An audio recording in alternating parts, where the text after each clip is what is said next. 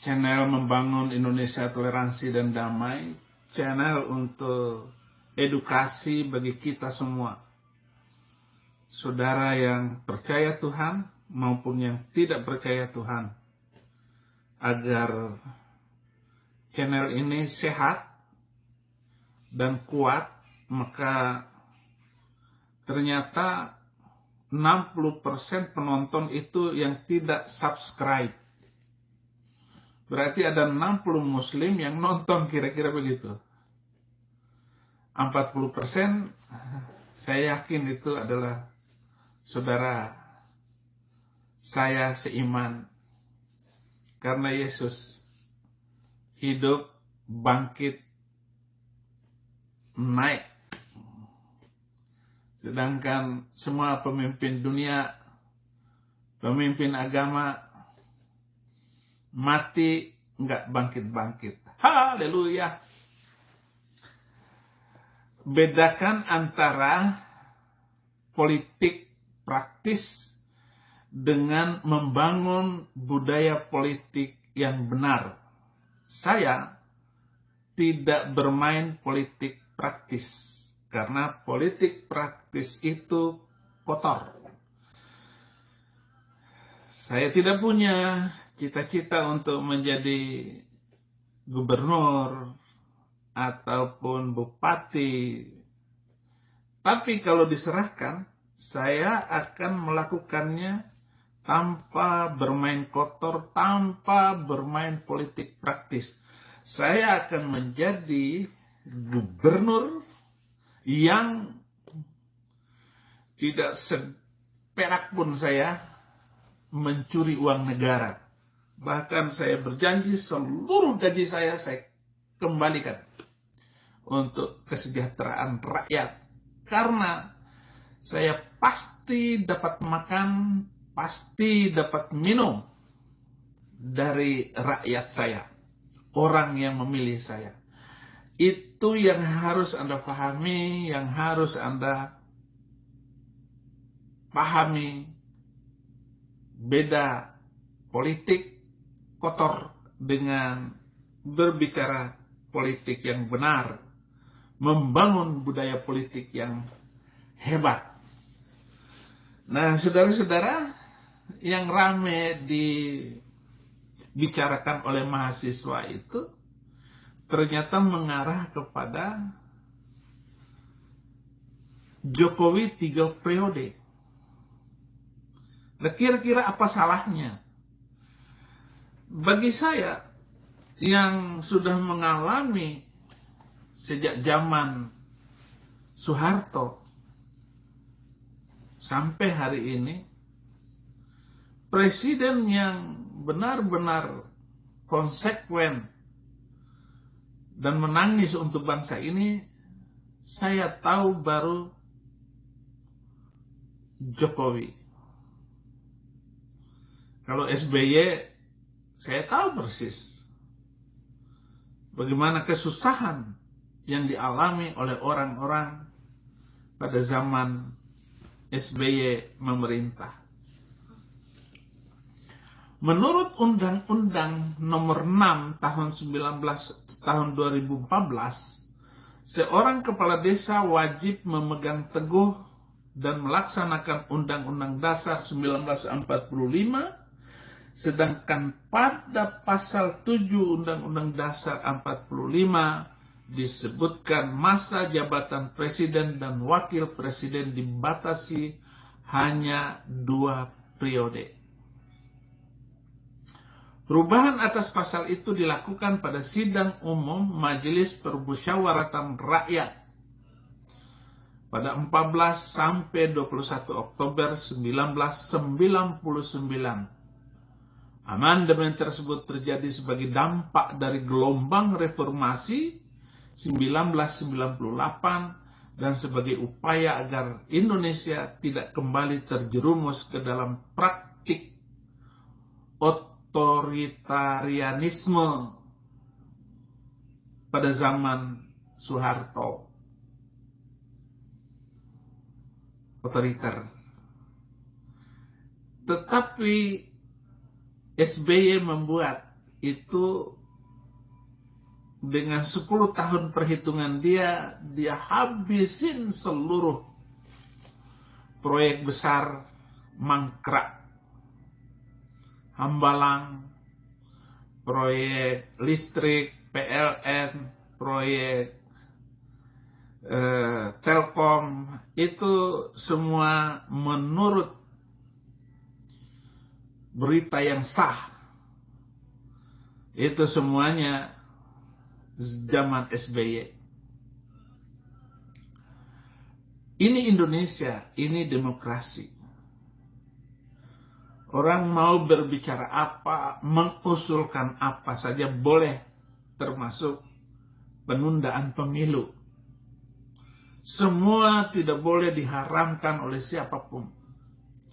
Kita ini adalah negara merdeka, negara yang penuh dengan aturan hukum, dan hukum adalah panglima bagi bangsa kita. Itu jangan dirubah. Jangan dirubah. Apabila usulan saya menghapus 300 ayat-ayat Al-Quran, itu hak saya dan pendapat saya dalam negara demokrasi yang didasarkan pada Pancasila dan Undang-Undang Dasar 45. Kenapa polisi mengirim surat tersangka kepada saya? Apakah Bareskrim matanya buta? Betapa banyak laporan polisi agar menciduk Somad. Banyak sekali laporan polisinya. Dan saya ini sudah masuk penjara karena perintah JK. Dan saya sudah 4 tahun divonis. Masih juga dikirim surat. Ditetapkan sebagai tersangka untuk kedua kalinya. Inilah negara yang aneh. Tetapi saya sangat mencintai negara saya, Indonesia. Apakah karena dilindungi oleh Tretan Mahmud Madura, sehingga uas batubara tidak ditangkap? Kok negara ini licik kepada Saifuddin Ibrahim? Kok enak sekali Somad Tongos berkiprah di dunia Indonesia? Ceramah sana, ceramah sini, bikin perut muntah. Karena memang lucu dia itu. Saya ini hanya menuntut kebenaran. Dan menegakkan keadilan di bumi Indonesia. Di bumi saya, negara saya, NKRI. Kenapa saya dibungkam?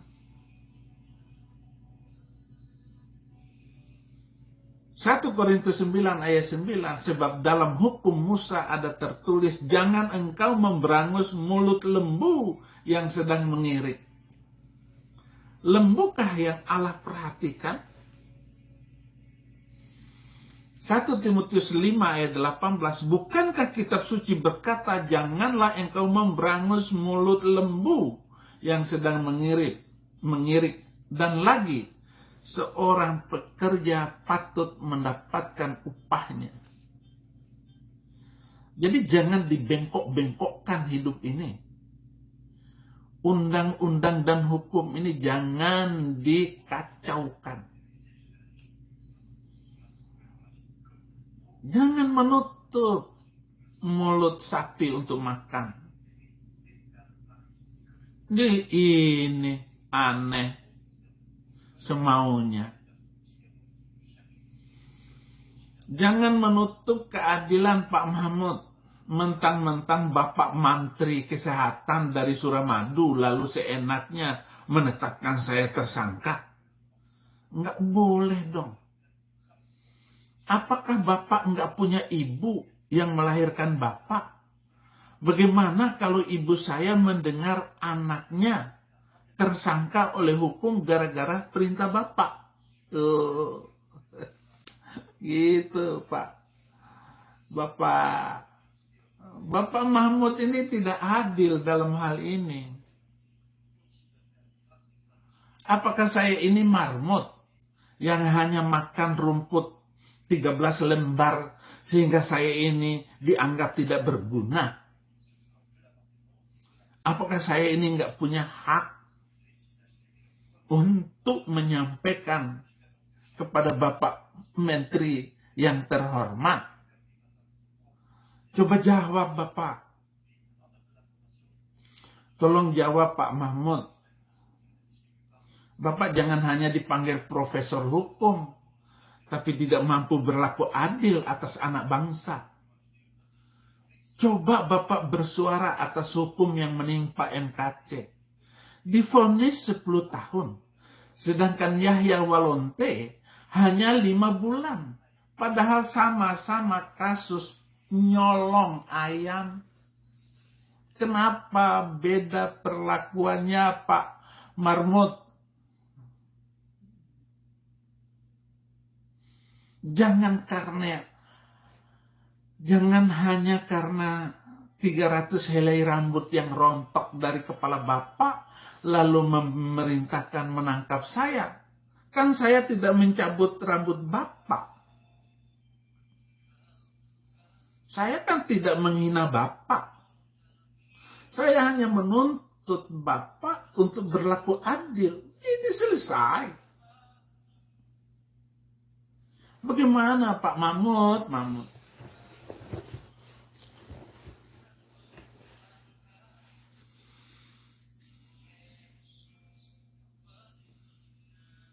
Bapak menyuruh menangkap saya yang tidak Bapak kenal. Saya belum pernah ketemu Bapak seumur hidup saya. Tapi kan Bapak bisa melihat YouTube saya ini kan? Coba asisten Mahmud itu suruh nonton YouTube saya, kasihkan ke beliau itu. Sadarlah Bapak Menteri. Berlaku adillah, jangan biadab. Saya tunggu kapan Somad ditangkap. Bapak itu kan Menko Plokum Humis. Apa ya itu? Plokum Humis. Pokoknya begitulah. Humis itu hukum Islam. Humis. Kenapa Bapak tidak bisa berlaku adil padahal Bapak digaji dari pajak yang saya bayar? Bapak jangan geram kepada saya. Mestinya saya yang lebih geram, dongkol kepada Bapak. Karena penderitaan saya dalam penjara belum sembuh. Sakit hati ini sampai hari ini. Bapak profesor hukum. Dan sampai meninggal dunia, sampai saya meninggalkan dunia ini, saya akan tetap geram dan dongkol. Sampai ke dengkul. Karena ada menteri yang menyimpan otak di pantat. Loh. Maaf, kok saya jadi keblinger bicara yang lain. Dan saya kok sepertinya sakit hati kepada menteri yang saya tidak kenal. Padahal saya sedang membela Jokowi 3 periode.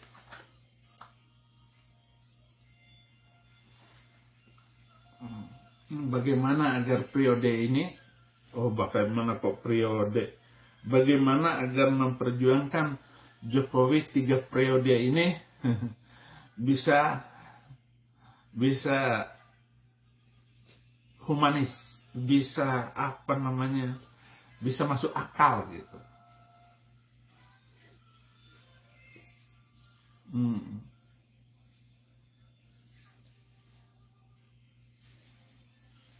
Saudara,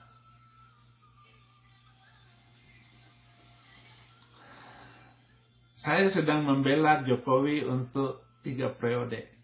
Intinya adalah tidak pernah ada presiden seperti Jokowi Indonesia mengalami masa kejayaan pada zaman Jokowi. Indonesia mengalami pertumbuhan ekonomi dan pembangunan pada zaman ini. Apakah kadrun menjagokan Anies turunan Arab itu? Dia adalah turunan yang dininabobokan orang-orang Arab itu oleh Belanda. Dan zaman Jepang, turunan Arab lebih mendapat kelayakan hidup dibandingkan turunan Chinese. Jadi orang-orang Chinese ini dikandalin sejak zaman Belanda sampai zaman Jepang. Karena Jepang ini benci kepada Chinese. Dia pernah menjajah Tiongkok.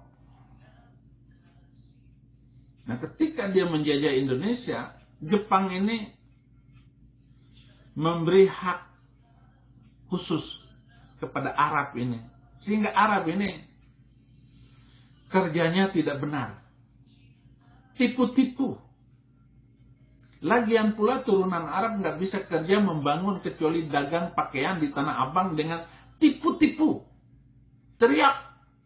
Dijamin tidak luntur, luntur tidak dijamin. Nah loh. Modal kecil.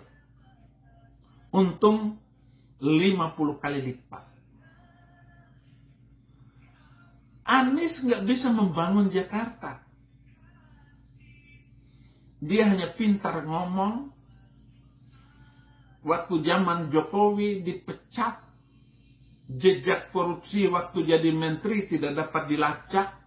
Karena penyidik KPK adalah Novel Baswedan saudara dengan si Anies Sontoloyo.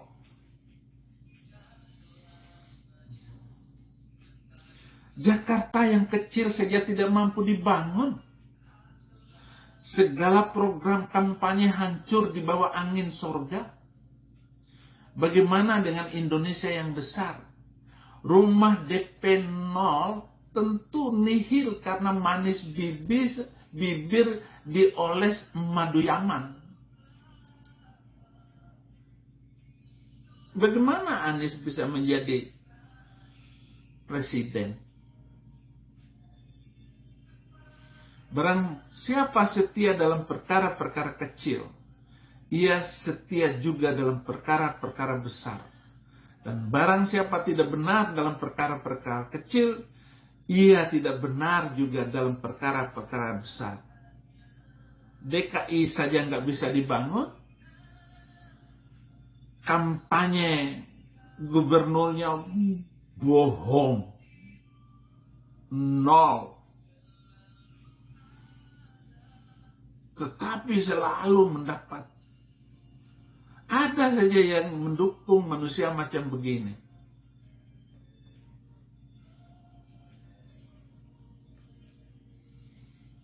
Kalau Anies jadi presiden, barulah ketahuan ini. Turunan luar bisa jadi presiden. Indonesia bukan Amerika. Kalau Amerika ini siapa turunan mana saja bisa jadi gubernur, bisa jadi presiden. Asal dia lahir di Amerika. Itu bisa, saudara. Tapi Indonesia, kalau Anies jadi presiden, berarti kemenangan hadrun, kemenangan khilafah. Kemenangan orang yang nggak bisa bekerja. Dan benarlah ketahuan bahwa bangsa kita adalah bangsa bodoh. Ya seperti si Nur Sugi yang bela-belain Anies. Nur Sugi gitu, ya tukang obat. ngomong sok pinter, berani ngelawan gua loh, otak lo nggak nyambung Nur Sugi,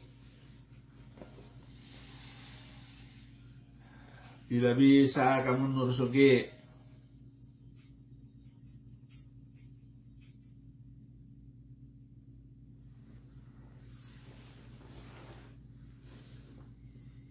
Kalau Anies akan menjadi presiden,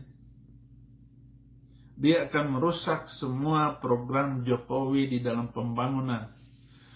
Juga ketika dia akan menjadi presiden nanti, dia akan melakukan mega korupsi dan akan dikirim ke Yaman yang sedang hancur luluh. Penundaan pemilu adalah langkah yang harus diambil oleh pemimpin negara ini. Karena bahaya jahat kadrun dengan mengambil alih kekuasaan dari NKRI kepada khilafah adalah kekhawatiran laten tersembunyi. 2024 itu adalah 100 tahun kekuasaan Islam hancur, dan semua mereka berpikir bagaimana mengambil alih kekuasaan ini pada 2024 nanti. Kalau Anda tidak percaya, saya sudah ngomong sekarang ini. Orang BIN dengar baik-baik ini omongan saya. Karena saya tahu, saya mengerti apa yang dirasakan oleh mereka. Nah, daripada saya hancur lebur negara ini, maka saya masuk Kristen. Saya membela kekristenan. Saya mengajak semua orang Kristen agar berpikir waras.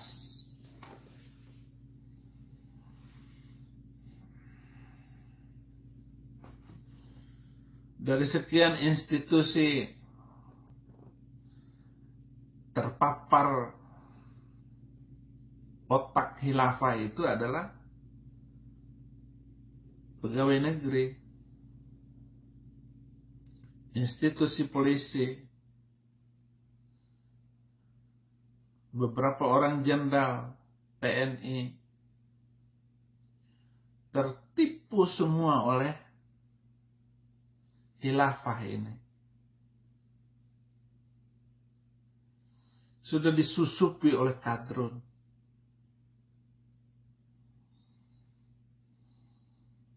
Dimanapun. Sampai Majelis Ulama Indonesia itu juga disusupi oleh pengganas-pengganas, pengkhianat negara, pengkhianat Pancasila. Undang-Undang Dasar 45. Tidak mau hormat bendera. Ya. Makanya kalau saya Jokowi, tenggelamkan Demokrat.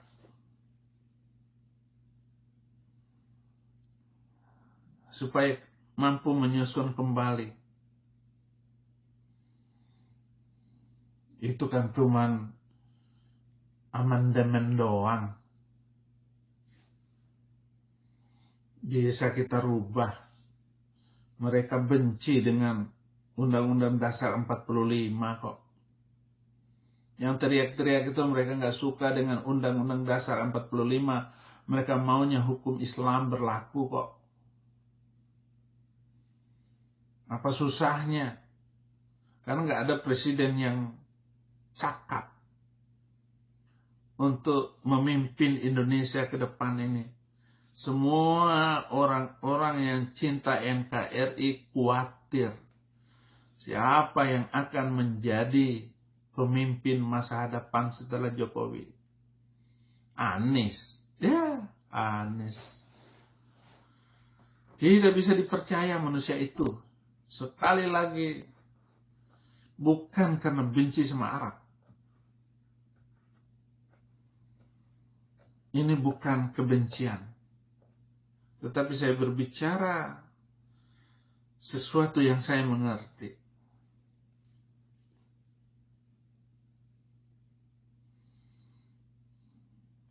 Ngeri loh. 2024 itu maka harus dimundurkan. Atau enggak usah dilaksanakan itu pemilu. Percuma adakan pemilu juga. Nggak ada gunanya. Ngabisin buang-buang uang. Nggak ada gunanya itu membuat pemilu itu. Tunda saja. Sama dengan pemikiran saya, jangan suruh naik haji ke Arab. Karena naik haji ke Arab itu nguntungin Arab. Negara Arab yang kaya raya. Kita miskin. Kita susah. Sekolah aja susah. Makan aja susah. Ngapain naik haji? Heran saya ya. Saya mau ngomong apa ya dengan orang-orang ini?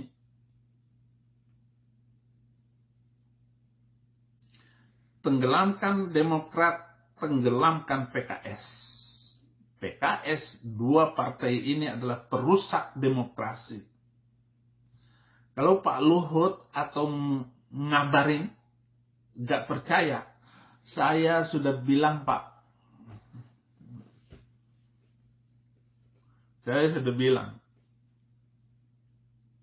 Dan ini bukan karena kebencian, tetapi karena cinta saya kepada NKRI. Kalau berani pulang dong ke Indonesia.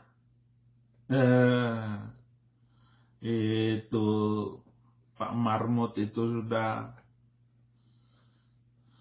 mengancam saya kok. Nggak boleh dong ngancam-ngancam begitu. Nggak boleh. Nah, saudara-saudara, ini nih yang penting. Kalau Jokowi yang kita berikan mandat sekali lagi, maka akan terbukti bahwa kelanjutan pembangunan kemajuan bangsa akan terjadi. Bukan seperti slogan Arab. Penjual kain dijamin tidak luntur, luntur tidak dijamin. Anies jadi presiden akan hancur ekonomi bangsa ini. Kenapa? Karena Anies hanya memperbesar alatnya dan mempermanis kata-katanya. Jokowi sudah terbukti sejak dia jadi waliullah di Solo. Dia wali Allah di Solo. Jadi gubernur DKI terbukti. Jadi presiden periode pertama tidak diragukan. Jadi presiden periode kedua sangat memuaskan. Dan periode selanjutnya akan makin melejit ekonomi Indonesia. Kalau semua setuju dengan saya, Jokowi kita jadikan presiden seumur hidup. Tambah mangkel itu orang Bima sama saya itu. Nggak boleh marah dong orang Bima. Ya. Jangan ngata-ngatain saya orang Bima. Weh Bupati Bima. Koon. Masa masjid di Gili Panda itu nggak boleh lewat mobil kalau Jumatan? Ini bupati macam apa kamu itu? Hei Bupati Bima. Orang mau ke bandara dihentikan oleh kamu gara-gara Jumat. Masjid pinggir jalan itu. Mentalitas bupati. Bupati kayak kepala desa lu.